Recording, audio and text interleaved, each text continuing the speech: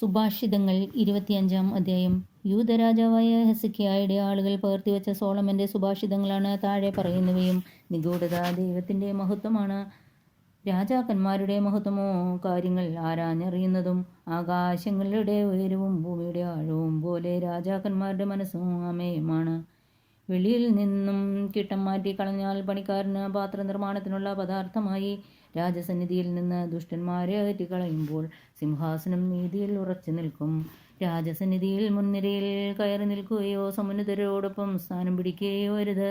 എന്തെന്നാൽ രാജസന്നിധിയിൽ വെച്ച് പിറകോട്ട് മാറ്റി നിർത്തപ്പെടുന്നതിനേക്കാൾ അഭികാമ്യം മുന്നോട്ട് കയറി വരിക എന്ന് ക്ഷണിക്കപ്പെടുന്നതാണ്. കണ്ടതാണെങ്കിലും ഒരു കാര്യവും കോടതിയിൽ തിടുക്കത്തിൽ ചെന്ന് വെളിപ്പെടുത്തരുത്. എന്തെന്നാൽ നീ പിന്നീട് പറഞ്ഞത് തെറ്റാണെന്ന് മറ്റൊരുവൻ തെളിയിച്ചാൽ എന്തു ചെയ്യും? അയൽക്കാരനുമായുള്ള തർക്കം പരസ്പരം പറഞ്ഞു തീർക്കുക. മറ്റൊരുവൻ്റെ രഹസ്യം വെളിപ്പെടുത്തരുത്.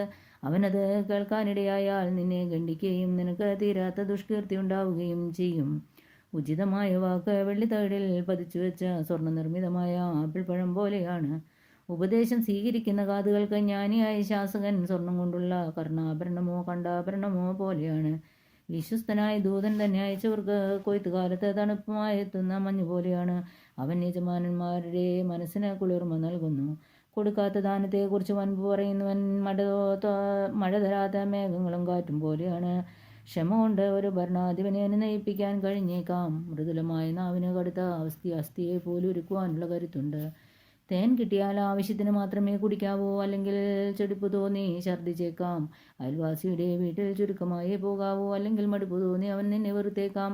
അയൽക്കാരനെതിരായി കള്ളസാക്ഷി പറയുന്നവൻ ഗതയോ വാളോ കൂരമ്പോ പോലെയാണ്. ആപത്കാലത്ത് അവിശ്വസ്തനിൽ അർപ്പിക്കുന്ന വിശ്വാസം കേടുള്ള പല്ലോ മുടന്തുകാലോ പോലെയാണ്.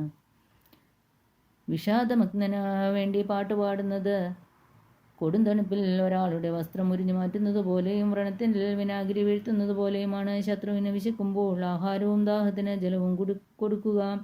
അത് അവൻ്റെ തലയിൽ പാശ്ചാത്താപത്തിൻ്റെ തീക്കനൽ കൂട്ടും. കർത്താവ് നിനക്ക് പ്രതിഫലം നൽകുകയും ചെയ്യും. വടക്കൻ കാറ്റ് മഴ കൊണ്ടുവരുന്നു. ഏഷ്ണി പറയുന്ന രോഷവും കലഹക്കാരിയായ ഭാര്യയോടൊത്ത് വീട്ടിനുള്ളിൽ പറക്കുന്നതിനേക്കാൾ മെച്ചം തട്ടിൻ പുറത്തൊരു കോണിൽ കഴിഞ്ഞുകൂടുകയാണ്. ദാഹാർത്തന് ശീതജലം പോലെയാണ്. ദൂരദേശത്ത് നിന്ന് എത്തുന്ന സദ്വാർത്ത ദുഷ്ടന് വഴങ്ങുന്ന നീതിമാൻ കലങ്ങിയ അരുവിയോ മലിനമായ ഉറവയോ പോലെയാണ്. തേൻ അധികം കുടിക്കുന്നത് നന്നല്ല. അതുപോലെ പ്രശംസയ്ക്ക് ചെവി കൊടുക്കുന്നതിൽ നിയന്ത്രണം പാലിക്കുക. ആത്മനിയന്ത്രണമില്ലാത്ത മനുഷ്യൻ കോട്ടകളില്ലാത്ത നഗരം പോലെയാണ്. സുഭാഷിതങ്ങൾ 26-ാം അധ്യായം. വേനൽക്കാലത്ത് മഞ്ഞും കൊയ്ത്തുകാലത്ത് മഴയും പോലെ ഭോഷന് ബഹുമതി ഇണങ്ങുകയില്ല. പാറിപ്പറക്കുന്ന കുരുവിയും തെന്നിപ്പറക്കുന്ന മെയ്വൽ പക്ഷിയും എങ്ങും തങ്ങാത്തതുപോലെ അകാരണമായ ശാപം എങ്ങും വീശുന്നില്ല. കുതിരയ്ക്ക് ചമ്മട്ടിയെ കഴുതയ്ക്ക് കടിഞ്ഞാൻ ഭോഷന്റെ മുതുകിന് വടിയും. ഭോഷനോട് അവൻ്റെ വിഡ്ഢിത്തത്തിന് ഒപ്പിച്ച് മറുപടി പറയരുത്. നീയും അവന് തുല്യനെന്ന് വരും. ഭോഷന് തൻ്റെ ഭോഷത്വത്തിന് തക്ക മറുപടി കൊടുക്കുക, അല്ലെങ്കിൽ താൻ ജ്ഞാനിയാണെന്ന് അവൻ വിചാരിക്കും. ഭോഷന്റെ കയ്യിൽ സന്ദേശം കൊടുത്തയക്കുന്നവൻ സ്വന്തം കാൽ മുറിച്ചു കളയുകയും അക്രമം വിളിച്ചു വരുത്തുകയുമാണ് ചെയ്യുന്നത്. നിരുപയോഗമായി തൂങ്ങിക്കിടക്കുന്ന മുടന്തുകാല് പോലെയാണ് ഭോഷന്മാരുടെ നാവിൽ ആപത്ത് വാക്യം. ഭോഷന് ബഹുമാനം കൊടുക്കുന്നത് കവിണിയിൽ കല്ല് തുടക്കുന്നത് പോലെയാണ്. മദ്യപന്റെ കയ്യിൽ തുളഞ്ഞു കയറിയ മുള്ളു പോലെയാണ് ഭോഷന്മാരുടെ വായിൽ ആപ്തവാക്യം. വഴിയെ പോയ ഭോഷനെയോ മദ്യപനെയോ കൂലിക്ക് നിർത്തുന്നവൻ കാണുന്നവരെയൊക്കെ ഇന്ന വില്ലാളി പോലെയാണ്. ഭോഷത്വം ആവർത്തിക്കുന്നവൻ ഛർദ്ദിച്ചത് ഭക്ഷിക്കുന്ന നായയെ പോലെയാണ്. ഞാൻ എന്ന് ഭാവിക്കുന്നവനേക്കാൾ ഭോഷന് കൂടുതൽ പ്രതീക്ഷയ്ക്ക് വകയുണ്ട്. അലസൻ പറയുന്നു, വഴിയിൽ സിംഹമുണ്ട്, തെരുവിൽ സിംഹമുണ്ട്. ചുഴിക്കാറ്റിൽ കഥകുന്ന പോലെ അലസൻ കിടക്കയിൽ കിടന്ന് തിരിയുന്നു. അലസൻ കൈപാത്രത്തിൽ ആഴ്ത്തിവെക്കുന്നു. അത് വായിലേക്ക് അടുപ്പിക്കുന്നത് പോലെ അവന് ക്ലേശമാണ്. വകതിരിവോടെ സംസാരിക്കാൻ കഴിവുള്ള 7 പേരേക്കാൾ കൂടുതൽ വിവേകിയാണ് താനെന്ന് അലസൻ ഭാവിക്കുന്നു. വഴക്കിൽ തലയിടുന്നവൻ വഴിയെ പോകുന്ന പട്ടിക്ക് ചെവിക്ക് പിടിച്ച് നിർത്തുന്നവനെ പോലെയാണ്. അയൽക്കാരനെ വഞ്ചിച്ചിട്ട് ഇതൊരു നേരം പോക്ക് മാത്രമെന്ന് പറയുന്നവൻ തീക്കൊള്ളിയും അമ്പുകളും മരണവും ചുഴറ്റിയെറിയുന്ന ഭ്രാന്തനെ പോലെയാണ്. വിറകില്ലെങ്കിൽ തീ കെട്ടടങ്ങുന്നു. ഏഷ്ണിക്കാരൻ ഇല്ലാത്തിടത്ത് കലഹം ശമിക്കുന്നു. കരികനലിനെയും വിറകഗ്നിയും എന്ന പോലെ കലഹപ്രിയൻ ചണ്ട ജ്വലിപ്പിക്കുന്നു. ഏഷ്ണിക്കാരൻ്റെ വാക്കുകൾ സ്വാദുള്ള അപകർഷണങ്ങൾ പോലെയാണ്. അത് ഉള്ളിലേക്ക് ഇറങ്ങിച്ചെല്ലുന്നു. മലിനഹൃദയം മറച്ചു വയ്ക്കുന്ന മധുരവാക്കുകൾ മൺപാത്രത്തിൻ്റെ പുറത്തെ മിനുക്കുപണി പോലെയാണ്. മനസ്സിൽ വിദ്വേഷമുള്ളവൻ വാക്കുകൊണ്ട് സ്നേഹം നടിക്കുകയും ഹൃദയത്തിൽ വഞ്ചന പുലർത്തുകയും ചെയ്യുന്നു. അവൻ മധുരമായി സംസാരിക്കുമ്പോഴും അവനെ വിശ്വസിക്കരുത്. കാരണം അവൻ്റെ ഹൃദയത്തിൽ 7 മ്ലേച്ഛതയുണ്ട്. അവൻ വിദ്വേഷം കൗശലത്തിൽ മറച്ചു വെച്ചാലും അവൻ്റെ ദുഷ്ടത സംഘത്തിൽ വെച്ച് വെളിപ്പെടും. താൻ കുഴിച്ച കുഴിയിൽ താൻ തന്നെ വീഴും, താൻ ഉരുട്ടുന്ന കല്ല് തൻ്റെ മേൽ തന്നെ വീഴും. കള്ളം പറയുന്നത് അതിന് ഇരയായവരെ വെറുക്കുകയാണ്, മുഖസ്തുതി പറയുന്ന നാവ് നാശം വരുത്തി വയ്ക്കുന്നു. സുഭാഷിതങ്ങൾ 27-ാം അധ്യായം. നാളെയെ ചൊല്ലി അഹങ്കരിക്കേണ്ട, ഒരു ദിവസം കൊണ്ട് എന്ത് സംഭവിക്കുമെന്ന് നീ അറിയുന്നില്ല. ആത്മപ്രശംസ ചെയ്യരുത്, മറ്റുള്ളവർ നിന്നെ പ്രശംസിക്കട്ടെ. അന്യൻ്റെ നാവാണ് നിൻ്റേതല്ലാതെ ചെയ്യേണ്ടത്. കല്ലിന് ഭാരമുണ്ട്, മണലിനും ഭാരമുണ്ട്, എന്നാൽ ഭോഷൻ്റെ പ്രകോപനം ഇവ രണ്ടിനേക്കാൾ ഭാരമുള്ളതത്രേ. ക്രോധം ക്രൂരമാണ്, കോപം അനിയന്ത്രിതമാണ്, എന്നാൽ അസൂയ നേരിടാൻ ആർക്കാണ് കഴിയുക? തന്നെ കുറ്റപ്പെടുത്തലാണ് നിഗൂഢമായ സ്നേഹത്തെക്കാൾ മെച്ചം. സ്നേഹിതൻ മുറിപ്പെടുത്തുന്നത് ആത്മാർത്ഥത നിമിത്തമാണ്, ശത്രുവാകട്ടെ നിന്നെ തിരതിരെ ചുംബിക്കുക മാത്രം ചെയ്യുന്നു. ഉണ്ടു നിറഞ്ഞവന് തേൻ പോലും മടുപ്പുണ്ടാക്കുന്നു, വിശക്കുന്നവന് കയ്പും മധുരവും തോന്നുന്നു. വീട് വിട്ടലയുന്നവൻ കൂട് വിട്ടലയുന്ന പക്ഷിയെ പോലെയാണ്. തൈലവും സുഗന്ധദ്രവ്യവും ഹൃദയത്തെ സന്തോഷിപ്പിക്കുന്നു, അപ്പോഴും ക്ലേശങ്ങൾ ആത്മാവിനെ ഉലച്ചുകൊണ്ടിരിക്കുന്നു. സ്വന്തം സ്നേഹിതനെയും പിതാവിൻ്റെ സ്നേഹിതനെയും പരിത്യജിക്കരുത്. ആപത്ത് വരുമ്പോൾ സഹോദരൻ്റെ ഭവനത്തിൽ പോവുകയും അരുത്. അടുത്തുള്ള അയൽക്കാരനാണ് അകലെയുള്ള സഹോദരങ്ങളെക്കാൾ മെച്ചം. മകനെ, നീ ജ്ഞാനിയാവുക, അങ്ങനെ എന്നെ സന്തോഷിപ്പിക്കുക. എന്നെ കുറ്റപ്പെടുത്തുന്നവന് മറുപടി കൊടുക്കാൻ അപ്പോൾ എനിക്ക് സാധിക്കും. വിവേകി ആപത്ത് കണ്ടറിഞ്ഞൊഴിഞ്ഞു മാറുന്നു, അല്പബുദ്ധി അതിലേക്ക് ചെന്ന് ശിക്ഷ അനുഭവിക്കുന്നു. അന്യന് ജാമ്യം നിൽക്കുന്നവൻ്റെ കുപ്പായം കൈവശപ്പെടുത്തിക്കൊള്ളുക. പരദേശികൾക്ക് ജാമ്യം നിൽക്കുന്നവനോട് പണയം വാങ്ങിക്കൊള്ളുക. അതിരാവിലെ അയൽക്കാരന് ഉച്ചത്തിൽ നേരുന്ന അനുഗ്രഹം ശാപമായി ഗണിക്കും. ദിവസം മുഴുവൻ ചെയ്തുകൊണ്ടിരിക്കുന്ന ചാറ്റൽ മഴയും കലഹപ്രിയായ ഭാര്യയും ഒന്നുപോലെ തന്നെ. അവളെ നിയന്ത്രിക്കാൻ ശ്രമിക്കുന്നത് കാറ്റിനെ പിടിച്ചെടുക്കാൻ തുനിയുന്നത് പോലെയോ കയ്യിൽ എണ്ണ മുറുക്കി പിടിക്കാൻ ശ്രമിക്കുന്നത് പോലെയോ ആണ്. ഇരുമ്പിന് മൂർച്ച കൂട്ടുന്നു, ഒരുവൻ അപരൻ്റെ ബുദ്ധിക്ക് മൂർച്ച കൂട്ടുന്നു. അത്തിമരം വളർത്തുന്നവൻ അതിൻ്റെ പഴം തിന്നും, യജമാനെ ശുശ്രൂഷിക്കുന്നവൻ ബഹുമാനിക്കപ്പെടും. വെള്ളത്തിൽ മുഖം പ്രതിബിംബിക്കുന്നത് പോലെ മനുഷ്യൻ്റെ മനസ്സ് അവനെ തന്നെ പ്രതിഫലിപ്പിക്കുന്നു. പാതാളവും നരകവും ഒരിക്കലും തൃപ്തിയടയുകയില്ല. മനുഷ്യൻ്റെ കണ്ണുകൾ ഒരിക്കലും സംതൃപ്തമാകുന്നില്ല. വെള്ളിയുടെ മാറ്റ മൂശയിലൂടെയും സ്വർണത്തിൻ്റെ മാറ്റ ചൂളയിലൂടെ എന്ന പോലെ മനുഷ്യൻ്റെ മാറ്റം അവന് ലഭിക്കുന്ന പ്രശംസയിലൂടെ നിർണ്ണയിക്കപ്പെടുന്നു. ഭോഷനെ ധാന്യത്തോടൊപ്പം ഉരുളിലിട്ടടിച്ചാൽ അവൻ്റെ ഭോഷത്വം വിട്ടുമാറുകയില്ല. നിന്റെ ആട്ടിൻ പറ്റങ്ങളെ ശരിക്കും നോക്കിക്കൊള്ളുക, കന്നുകാലികളെ സശ്രദ്ധം പാലിക്കുക. എന്തെന്നാൽ സമ്പത്ത് എന്നേക്ക് നിലനിൽക്കുകയില്ല, കിരീടം എല്ലാ തലമുറകളിലും നിലനിൽക്കാറുണ്ടോ? പുല്ല് തീർന്നു പോകുന്നു, പുതിയത് മുളച്ചു വരുന്നു, കുന്നിൻപുറങ്ങളിലെ പച്ചപ്പുല്ല് ശേഖരിക്കപ്പെടുന്നു. അപ്പോൾ ആട്ടിൻകുട്ടികൾ ഉടുപ്പുള്ള വകയും കോലാടുകൾ നിലത്തിനുള്ള വിലയും നിനക്ക് നേടിത്തരും. നിനക്കും കുടുംബത്തിനും വേണ്ടത്ര പാലും പരിചാരികമാരെ പോറ്റാനുള്ള വകയും ലഭിക്കും. സുഭാഷിതങ്ങൾ 28-ാം അധ്യായം. ആരും പിന്തുടരാത്തപ്പോഴും ദുഷ്ടർ പേടിച്ചോടുന്നു, നീതിമാന്മാരാകട്ടെ സിംഹത്തെ പോലെ ധീരരാണ്. അന്യായം പെരുകുമ്പോൾ നാട്ടിൽ പല ഭരണാധിപന്മാരുണ്ടാകുന്നു. ബുദ്ധിയും പരിജ്ഞാനമുള്ളവർ അതിൻ്റെ സുസ്ഥിതിയെ ദീർഘകാലം നിലനിർത്തും. ദരിദ്രനെ പീഡിപ്പിക്കുന്ന അധികാരിയെ ഭക്ഷ്യവിളകൾ നശിപ്പിക്കുന്ന പേമാരിയാണ്. നിയമം ലംഘിക്കുന്നവൻ ദുഷ്ടരെ പ്രശംസിക്കുന്നു, നിയമം പാലിക്കുന്നവൻ അവരോട് ഏറ്റുമുട്ടുന്നു. ദുഷ്ടർ നീതി അറിയുന്നില്ല, കർത്താവിനെ തേടുന്നവർ അത് പൂർണ്ണമായും മനസ്സിലാക്കുന്നു. വക്രബുദ്ധിയായ ധനവാനേക്കാൾ സത്യസന്ധനായ ദരിദ്രനാണ് ശ്രേഷ്ഠൻ. കൽപ്പന പാലിക്കുന്ന പുത്രൻ ജ്ഞാനിയാണ്.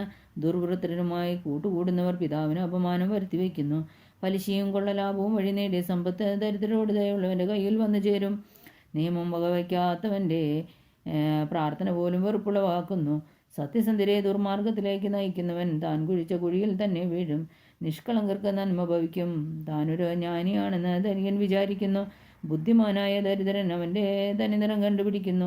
നീതിമാന്മാരുടെ വിജയത്തിൽ എങ്ങും ആഹ്ലാദം തിരതല്ലുന്നു. ദുഷ്ടരുടെ ഉയർച്ചയിൽ ജനങ്ങൾ ഓടിയൊളിക്കുന്നു. തെറ്റുകൾ മറച്ചു വയ്ക്കുന്നവന് ഐശ്വര്യമുണ്ടാവുകയില്ല, അവയേറ്റു പറഞ്ഞ് പരിത്യജിക്കുന്നവന് കരുണ ലഭിക്കും. നിരന്തരം ദൈവഭക്തിയിൽ കഴിയുന്നവൻ അനുഗ്രഹീതനാണ്. ഹൃദയം കഠിനമാക്കി വയ്ക്കുന്നവൻ ദുരിതം അനുഭവിക്കും. നിസ്സഹായരുടെ മേൽ ഭരണം നടത്തുന്ന ദുഷ്ടനായ രാജാവ് ഗർജിക്കുന്ന സിംഹത്തെയോ ഇര തേടുന്ന കരടിയെയോ പോലെയാണ്. ബുദ്ധിശൂന്യനായ രാജാവ് പ്രജകളെ ക്രൂരമായി പീഡിപ്പിക്കുന്നു. കൊള്ളലാഭം വെറുക്കുന്നവന് ആയുസ് വർദ്ധിക്കും. കൊലപാതകി മരണം വരെ അലഞ്ഞു തിരിയട്ടെ, ആരും അവന് ഇടം കൊടുക്കരുത്. ധർമ്മമാർഗത്തിൽ ചരിക്കുന്നവൻ സുരക്ഷിതനായിരിക്കും, ദുർമാർഗത്തിൽ ചരിക്കുന്നവൻ കുഴിയിൽ വീഴും. മണ്ണിൽ അധ്വാനിക്കുന്നവന് വേണ്ടത്ര ആഹാരം കിട്ടും, പാഴ്വേല ചെയ്യുന്നവൻ കടുത്ത ദാരിദ്ര്യം അനുഭവിക്കും. വിശ്വസ്തൻ സമൃദ്ധമായി അനുഗ്രഹിക്കപ്പെടും, ധനികനാവാൻ തിടുക്കം കൂട്ടുന്നവൻ ശിക്ഷിക്കപ്പെടാതിരിക്കുകയില്ല. പക്ഷപാതം നന്നല്ല, എങ്കിലും ഒരപ്പകഷ്ണത്തിന് വേണ്ടി പോലും മനുഷ്യൻ തെറ്റ് ചെയ്യുന്നു. ലുബ്ധൻ സമ്പത്തിന് പിന്നാലെ പരക്കം പായുന്നു, തന്നെ ദാരിദ്ര്യം പിടികൂടുമെന്ന് അവൻ അറിയുന്നില്ല. മുഖസ്തുതി പറയുന്നവനേക്കാൾ ശാസിക്കുന്നവനാണ് പിന്നീട് പ്രീതിപാത്രമാവുക. അപ്പനിൽ നിന്നോ അമ്മയിൽ നിന്നോ പിടിച്ചു പറിച്ചിട്ട് അത് തെറ്റല്ല എന്ന് പറയുന്നവൻ ദംസന്റെ കൂട്ടുകാരാണ്. അത്യാഗ്രഹികൾ കലഹം വിളക്കിവിടുന്നു. കർത്താവിൽ ആശ്രയിക്കുന്നവരാകട്ടെ ഐശ്വര്യം നേടും. സ്വന്തം ബുദ്ധിയിൽ വിശ്വാസം അർപ്പിക്കുന്നവൻ ഭോഷനാണ്. ജ്ഞാനമാർഗത്തിൽ ചരിക്കുന്നവൻ സുരക്ഷിതനായിരിക്കും. ദരിദ്രർക്ക് ദാനം ചെയ്യുന്നവൻ ക്ഷാമം അനുഭവിക്കുകയില്ല. അവരുടെ നേരെ കണ്ണടയ്ക്കുന്നവന് ശാപത്തിന്മേൽ ശാപമുണ്ടാകും. ദുഷ്ടരുടെ ഉയർച്ചയിൽ ആളുകൾ ഓടി ഒളിക്കുന്നു. അവർ അധപതിക്കുമ്പോൾ നീതിമാന്മാർ പ്രബലരാകും. സുഭാഷിതങ്ങൾ 29-ാം അധ്യായം. കൂടെ കൂടെ ഗുണദോഷിക്കപ്പെട്ടിട്ടും മർക്കടമുഷ്ടിയെ പിടിക്കുന്നവൻ രക്ഷപ്പെടാനാവാതെ തകർച്ചയിൽ പെട്ടെന്ന് പതിക്കും. നീതിമാന്മാർ അധികാരത്തിലിരിക്കുമ്പോൾ ജനങ്ങൾ സന്തോഷിക്കുന്നു. ദുഷ്ടന്മാർ ഭരിക്കുമ്പോൾ ജനങ്ങൾ വിലപിക്കുന്നു. ജ്ഞാനത്തെ സ്നേഹിക്കുന്നവൻ പിതാവിനെ സന്തോഷിപ്പിക്കുന്നു. വേശ്യകളോട് സഹവസിക്കുന്നവൻ സമ്പത്ത് ദൂർത്തടിക്കുന്നു. നീതിയിലൂടെ രാജാവ് നാടിന് ക്ഷേമം വരുത്തുന്നു. നിർബന്ധിച്ച് നീതി ഈടാക്കുന്നവൻ നാട് നശിപ്പിക്കുന്നു. അയൽക്കാരനോട് മുഖസ്തുതി പറയുന്നവൻ അവൻ്റെ കാലിന് കെണിവെക്കുകയാണ്. ദുഷ്ടൻ്റെ അതിക്രമങ്ങൾ അവനെ കുരുക്കിലാക്കുന്നു. നീതിമാൻ സന്തോഷത്തോടെ മുന്നേറുന്നു. നീതിമാൻ ദരിദ്രരുടെ അവകാശങ്ങൾ അംഗീകരിക്കുന്നു. ദുഷ്ടന് അതിലൊന്നും ശ്രദ്ധയില്ല. പരിഹാസകൻ നഗരത്തിന് തീവയ്ക്കുന്നു. ജ്ഞാനികൾ ക്രോധം അകറ്റിക്കളയുന്നു. ജ്ഞാനി ഭോഷനുമായി വ്യവഹാരത്തിലേർപ്പെട്ടാൽ ഭോഷൻ കല്ലുകൊള്ളുകയും അട്ടഹസിക്കുകയും ചെയ്യും എന്നല്ലാതെ സമാധാനം ലഭിക്കുകയില്ല. രക്തദാഹികൾ നിർദോഷകനെ വെറുക്കുന്നു. ദുഷ്ടൻ അവൻ്റെ ജീവൻ വേട്ടയാടുന്നു. ഭോഷൻ കോപത്തെ കടിഞ്ഞാൻ അയച്ചുവിടുന്നു. ജ്ഞാനി അതിനെ ക്ഷമയോടെ നിയന്ത്രിക്കുന്നു. ഭരണാധിപൻ അസത്യത്തിന് ചെവി കൊടുത്താൽ സേവകർ ദുഷ്ടരായി തീരും. ദരിദ്രനും അവനെ പീഡിപ്പിക്കുന്നവനും ഒരു കാര്യത്തിൽ തുല്യരാണ്. ഇരുവരുടെയും കണ്ണുകൾക്ക് പ്രകാശം നൽകുന്നത് കർത്താവാണ്. ദരിദ്രർക്ക് നീതി ഉറപ്പുവരുത്തുന്ന രാജാവിൻ്റെ സിംഹാസനം ഉറച്ചു നിൽക്കും. താടനവും ശാസനവും ജ്ഞാനം പകർന്നു കൊടുക്കുന്നു. തന്നിഷ്ടത്തിന് വിട്ടിരിക്കുന്ന കുട്ടി അമ്മയ്ക്ക് അപമാനം വരുത്തി വയ്ക്കുന്നു. ദുഷ്ടന്മാർ അധികാരത്തിലിരിക്കുമ്പോൾ അതിക്രമം പെരുകുന്നു. അവരുടെ അധപതനം നീതിമാന്മാർ കാണും. മകന് ശിക്ഷണം നൽകുക, അവൻ നിനക്ക് ആശ്വാസഹേതുവാകും. നിന്റെ ഹൃദയത്തെ ആഹ്ലാദിപ്പിക്കുകയും ചെയ്യും. പ്രവചനമില്ലാത്തിടത്ത് ജനങ്ങൾ നിയന്ത്രണം വെടിയുന്നു. നിയമം പാലിക്കുന്നവൻ അനുഗ്രഹീതനാണ്. വാക്കുകൊണ്ട് മാത്രം വൃത്തിനെ നന്നാക്കാനാവില്ല. അവൻ മനസ്സിലാക്കിയാൽ തന്നെയും അനുസരിക്കുകയുമില്ല. വാതോരാതെ സംസാരിക്കുന്നവനെ നോക്കൂ. ഭോഷന് അവനേക്കാളേറെ പ്രതീക്ഷയ്ക്ക് വകയുണ്ട്. വൃത്തിനോട് ചെറുപ്പം മുതലേ അമിത ഭാഷ്യം കാട്ടിയാൽ നിനക്കുള്ളതെല്ലാം അവസാനം അവൻ സ്വന്തമാക്കും. രോഷാകുലൻ കലഹം ഇളക്കിവിടുന്നു. കോപശീലൻ അതിക്രമങ്ങൾ വരുത്തിവെക്കുന്നു. അഹങ്കാരി നിലം പതിപ്പിക്കും. വിനീത ഹൃദയൻ ബഹുമതി നേടും. കള്ളൻ്റെ പങ്കാളി തന്നെ ശത്രുവാണ്. അവൻ സത്യം ചെയ്യുന്നെങ്കിലും ഒന്നും വെളിപ്പെടുത്തുകയില്ല. മനുഷ്യനെ ഭയപ്പെടുത്തുന്നത് ഒരു കെണിയാണ്. കർത്താവിൽ വിശ്വാസമർപ്പിക്കുന്നവൻ സുരക്ഷിതനത്രേ. ഭരണാധിപൻ്റെ പ്രീതി നേടാൻ പലരും ശ്രമിക്കുന്നു. എന്നാൽ നീതി ലഭിക്കുന്നത് കർത്താവിൽ നിന്നാണ്. നീതിമാൻ അനീതി കാട്ടുന്നവനെ വെറുക്കുന്നു. ദുഷ്ടൻ സന്മാർഗിയെയും. സുഭാഷിതങ്ങൾ 30-ാം അധ്യായം. മാസായിലെ ആക്കേയുടെ മകനായ ആഗൂറിൻ്റെ വാക്കുകൾ ഇവൻ ഇതിയേലിനോടും വിക്കാളിനോടും പറയുന്നു. മനുഷ്യനെന്ന് കരുതാനാവാത്ത മൂഢനാണ് ഞാൻ. മനുഷ്യൻ്റെ ബുദ്ധിശക്തി എനിക്കില്ല. ഞാൻ ജ്ഞാനം അഭ്യസിച്ചിട്ടില്ല. പരിശുദ്ധനെക്കുറിച്ചുള്ള അറിവ് എനിക്കില്ല. സ്വർഗത്തിലേക്ക് കയറിയിറങ്ങുകയും ചെയ്തത് ആര്? കാറ്റിനെ മുഷ്ടിയിൽ ഒതുക്കുന്നത് ആര്? സമുദ്രങ്ങളെ വസ്ത്രത്തിൽ പൊതിഞ്ഞു വച്ചിരിക്കുന്നത് ആര്? ഭൂമിയുടെ അതികൾ ഉറപ്പിച്ചത് ആര്? അവൻ്റെ പേരെന്ത്? അവൻ്റെ പുത്രൻ്റെ പേരെന്ത്? തീർച്ചയായും നിനക്കറിയാമല്ലോ. ദൈവത്തിൻ്റെ ഓരോ വാക്കും സത്യമെന്ന് തെളിയുന്നു. തന്നെ അഭയം പ്രാപിക്കുന്നവർക്ക് അവിടുന്ന് കവചമാണ്. അവിടുത്തെ വാക്കുകളോട് ഒന്നും കൂട്ടിച്ചേർക്കരുത്. അങ്ങനെ ചെയ്താൽ അവിടുന്ന് നിന്നെ കുറ്റപ്പെടുത്തും. നീ നുണയനാവുകയും ചെയ്യും. 2 കാര്യങ്ങൾ ഞാൻ അങ്ങയോട് അപേക്ഷിക്കുന്നു. മരണം വരെ എനിക്കവ നിഷേധിക്കരുതേ. അസത്യവും വ്യാജവും എന്നിൽ നിന്ന് നിർത്തണമേ. ദാരിദ്ര്യമോ സമൃദ്ധിയോ എനിക്ക് തരരുതേ. ആവശ്യത്തിന് ആഹാരം തന്ന് എന്നെ പോറ്റണമേ. ഞാൻ സമൃദ്ധിയിൽ അങ്ങേ അവഗണിക്കുകയും കർത്താവാരെന്ന് ചോദിക്കുകയും ചെയ്തേക്കാം. ദാരിദ്ര്യം കൊണ്ട് മോഷ്ടിച്ച ദൈവനാമത്തെ നിന്ദിക്കുകയും ചെയ്തേക്കാം. വൃത്തിനെക്കുറിച്ച് യജമാനോട് അപവാദം പറയരുത്. അങ്ങനെ ചെയ്താൽ അവൻ നിന്നെ ശപിക്കുകയും നീ കുറ്റക്കാരനായി കരുതപ്പെടുകയും ചെയ്യും. പിതാവിനെ ശപിക്കുകയും മാതാവിന് നന്മ നേരാതിരിക്കുകയും ചെയ്യുന്നവരുണ്ട്. നിർദോഷരെന്ന് ഭവിക്കുകയും മാലിന്യം കഴുകി കളയാതിരിക്കുകയും ചെയ്യുന്നവരുണ്ട്. കണ്ണുകളിൽ ഗർവം മുറ്റി നിൽക്കുന്ന ചിലരുണ്ട്. വാളും കത്തിയും പോലുള്ള പല്ലുകൾ കൊണ്ട് ദരിദ്രരെയും മഗതികളെയും കടിച്ചു തിന്നുന്ന ചിലരുണ്ട്. കണ്ണട്ടയ്ക്ക് 2 പുത്രിമാരുണ്ട്. തരിക തരിക എന്നവർ മുറവിളി കൂട്ടുന്നു. ഒരിക്കലും തൃപ്തിയടയാത്ത 3 കാര്യങ്ങളുണ്ട്. 4 കാര്യങ്ങൾ ഒരിക്കലും മതി എന്ന് പറയുകയില്ല. പാതാളം, വന്ധ്യമായ ഉദരം, വെള്ളം കൊതിക്കുന്ന ഭൂമി, മതിവരാത്ത അഗ്നി. പിതാവിനെ പരിഹസിക്കുകയും അമ്മയെ അവജ്ഞയോടെ ധിക്കരിക്കുകയും ചെയ്യുന്നവൻ്റെ കണ്ണ് മലങ്കാക്കൾ കുത്തിപ്പറിക്കുകയും കഴുകന്മാർ തിന്നുകയും ചെയ്യും. 3 കാര്യങ്ങൾ എനിക്ക് അത്യത്ഭുതമാണ്. 4 കാര്യങ്ങൾ എനിക്ക് മനസ്സിലാകുന്നില്ല. കഴുകൻ്റെ ആകാശത്തിലൂടെയുള്ള പാത, സർപ്പത്തിൻ്റെ പാറയിലൂടെയുള്ള വഴി, കപ്പലിൻ്റെ സഞ്ചാരപഥം, കനിയോടുള്ള യുവാവിൻ്റെ പെരുമാറ്റം. വ്യഭിചാരിണിയുടെ രീതി ഇതാണ്. അവൾ വിശപ്പടക്കി മുഖം തുടച്ചു കൊണ്ട് പറയുന്നു, ഞാനൊരു തെറ്റും ചെയ്തില്ല. 3 കാര്യങ്ങൾ ഭൂമി വിറകൊള്ളിക്കുന്നു, 4 കാര്യങ്ങൾ അസഹ്യമാണ്. രാജാവായ ഉയർന്ന അടിമ, മൃഷ്ടാന്ന ഭോജനം കഴിച്ച ഭോഷൻ, സ്നേഹിക്കപ്പെടാത്ത ഭാര്യ, യജമാനത്തിയുടെ സ്ഥാനം അപഹരിച്ച ദാസി. ഭൂമിയിലെ 4 ജീവികൾ തീരെ ചെറുതാണ്, എങ്കിലും സാമാന്യ ബുദ്ധി പ്രകടിപ്പിക്കുന്നു. എറുമ്പിൻകൂട്ടം എത്രയോ ദുർബലം, എങ്കിലും അവ വേനൽക്കാലത്ത് ആഹാരം കരുതി വയ്ക്കുന്നു. കുഴിമുയൽ കേൾപ്പില്ലാത്ത ഒരു കൂട്ടം, എങ്കിലും അവ പാറകളിൽ പാർപ്പിടം നിർമ്മിക്കുന്നു. വെട്ടുകിളികൾക്ക് രാജാവില്ല, എങ്കിലും അവ അണിയണിയായി നീങ്ങുന്നു. പല്ലി കയ്യിൽ ഒതുങ്ങാനേ ഉള്ളൂ, എങ്കിലും അത് രാജകൊട്ടാരങ്ങളിൽ പോലും കയറി പറ്റുന്നു. 3 കൂട്ടർ കാൽവെപ്പിൽ പ്രൗഢി പുലർത്തുന്നു, 4 കൂട്ടർക്ക് നടത്തത്തിൽ ഗാംഭീര്യമുണ്ട്. മൃഗങ്ങളിൽ കരുത്തേറിയതും 3 കൂസാത്തതുമായ സിംഹം, ഞെളിഞ്ഞു നടക്കുന്ന പൂവൻ കോഴി, മുട്ടാട് സൈന്യങ്ങളെ നയിക്കുന്ന രാജാവ്. നീ നിന്നെ തന്നെ പുകഴ്ത്തിക്കൊണ്ട് ഭോഷത്വം കാട്ടുകയോ തിന്മയ്ക്ക് കടമൊരുക്കുകയോ ചെയ്യുന്നവനാണെങ്കിൽ നിശബ്ദത പാലിക്കുക. എന്തെന്നാൽ പാല് കടഞ്ഞാൽ വെണ്ണ കിട്ടും, മൂക്കിനടിച്ചാൽ ചോര വരും, കോപം ഇളക്കി വിട്ടാൽ കലഹമുണ്ടാകും. സുഭാഷിതങ്ങൾ 31-ാം അധ്യായം. മാസ രാജാവായ ലെമുവേലിൻ്റെ വാക്കുകൾ. ഇവ അവനെ അമ്മ പഠിപ്പിച്ചതാണ്. ആറ്റുനോറ്റിരുന്ന എൻ്റെ വയറ്റിൽ പിറന്ന മകനെ, എന്താണ് ഞാൻ നിന്നോട് പറയേണ്ടത്? നിന്റെ പൗരുഷവും കഴിവുകളും രാജാക്കന്മാരെ പാട്ടിലാക്കി നശിപ്പിക്കുന്ന സ്ത്രീകൾക്ക് വേണ്ടി ദൂർത്തടിക്കരുത്. അല്ലയോ ലെമുവേൽ, വീഞ്ഞ് രാജാക്കന്മാർക്ക് ചേർന്നതല്ല, ലഹരി പാനീയങ്ങളിൽ ആസക്തിയെ ഭരണാധിപന്മാർക്ക് ഉചിതമല്ല. മദ്യപിക്കുമ്പോൾ അവർ കൽപ്പനകൾ മറക്കുകയും കഷ്ടപ്പെടുന്നവരുടെ അവകാശങ്ങൾ അവഗണിക്കുകയും ചെയ്യും. ലഹരിപാനീയം നാശത്തിൻ്റെ വക്കിലെത്തിയവനും വീഞ്ഞ കഠിന ദുഃഖത്തിൽ അകപ്പെട്ടിരിക്കുന്നവർക്കും കൊടുക്കുക. അവർ കുടിച്ച ദാരിദ്ര്യവും ദുരിതവും വിസ്മരിക്കട്ടെ.